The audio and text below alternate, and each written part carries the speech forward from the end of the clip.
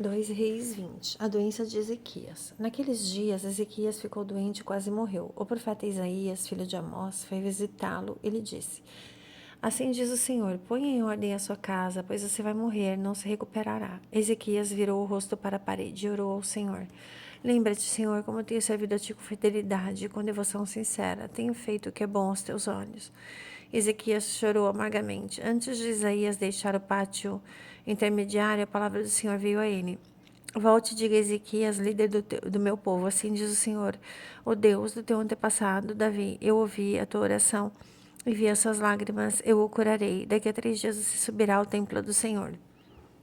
Acrescentarei 15 anos à sua vida e livrarei você e esta cidade das mãos do rei da Síria. Defenderei essa cidade por causa de mim mesmo e do meu servo Davi.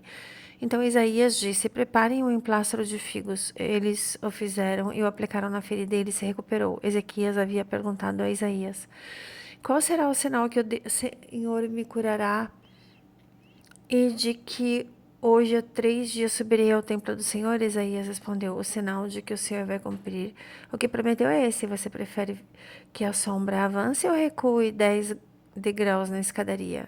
Ezequias disse: Como é fácil a sombra avançar 10 degraus, prefiro que ela recue 10 degraus. Então o profeta Isaías clamou ao Senhor e este fez a sombra recuar os 10 degraus que havia descido na escadaria de Acás.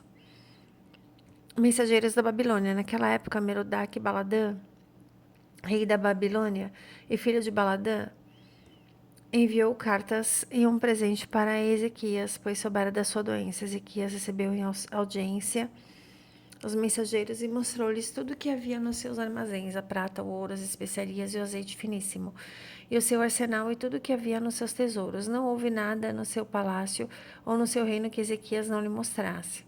Então o profeta Isaías foi ao rei Ezequias e lhe perguntou: O que esses homens disseram? De onde vieram? Ezequias respondeu: De uma terra distante, vieram da Babilônia. O profeta perguntou: O que eles viram no seu palácio? Ezequias disse: Viram tudo no meu palácio, não há nada nos meus tesouros que não lhes tenha mostrado. Então Isaías disse a Ezequias: Ouça a palavra do Senhor. Virão dias em que tudo o que se encontra no seu palácio, bem como tudo o que os antepassados acumularam até hoje, será levado para a Babilônia, nada restará, diz o Senhor. Alguns de seus próprios descendentes serão levados e eles se tornarão eunucos no palácio do rei da Babilônia. Ezequias respondeu a Isaías: Boa é a palavra do Senhor que anunciaste, pois ele pensou: ao menos haverá paz e segurança durante toda a minha vida. Os demais acontecimentos do reinado de Ezequias, todas suas conquistas, bem como a construção do açude e do túnel que canalizou água para a cidade, constam nos registros históricos dos reis de Judá. Ezequias descansou com seus antepassados e Manassés, seu filho, reinou em seu lugar. 2 Reis 21. Reinado de Manassés, rei de Judá. Manassés tinha 12 anos de idade quando começou a reinar e reinou 55 anos em Jerusalém. A mãe dele se chamava Hefzibá. O que ele fez era mal aos olhos do Senhor, imitando as práticas detestáveis das nações que o Senhor havia expulsado de diante dos israelitas. Reconstruiu os santuários locais que Ezequias, o seu pai, havia destruído, e também ergueu altares para Baal e fez um poste de Azerá, como fizera a Acabe, rei de Israel. Prostrou-se diante de todos os exércitos celestes e lhe prestou culto. Construiu altares no templo do Senhor, a respeito do qual o Senhor havia dito: em Jerusalém porém meu nome. Nos 2 pátios do templo do Senhor, ele construiu altares para todos os exércitos celestes. Chegou a queimar o próprio filho em sacrifício, praticou adivinhação e consultou os que anunciam presságios. Recorreu a médiuns e a quem consultava os espíritos. Fez o que era mau aos olhos do Senhor, provocando assim a ira dele. Ele tomou a imagem de Azerá que havia feito e a colocou no templo, do qual o Senhor havia dito a Davi e ao seu filho Salomão: nesse templo em Jerusalém que escolhi dentre todas as tribos de Israel, porém meu nome para sempre. Não farei os pés dos israelitas andarem errantes novamente longe da terra que dei aos seus antepassados, se tão somente tiverem cuidado de cumprir tudo o que lhes ordenei, isto é, toda a lei que o meu servo Moisés lhes deu. O povo, porém, não quis ouvir. Manassés os desviou, a ponto de fazerem pior do que as nações que o Senhor havia destruído antes dos israelitas. Então o Senhor disse por meio dos seus servos, os profetas: Manassés, rei de Judá, cometeu essas práticas detestáveis. Agiu pior do que os amorreus que o antecederam e também levou Judá a pecar com os seus ídolos. Portanto, assim diz o Senhor, o Deus de Israel: causarei tal desgraça em Jerusalém e em Judá, que os ouvidos de quem ouvir a respeito ficarão zombindo. Estenderei sobre Jerusalém a linha de medir utilizada contra Samaria e o fio de prumo usado contra a família de Acabe.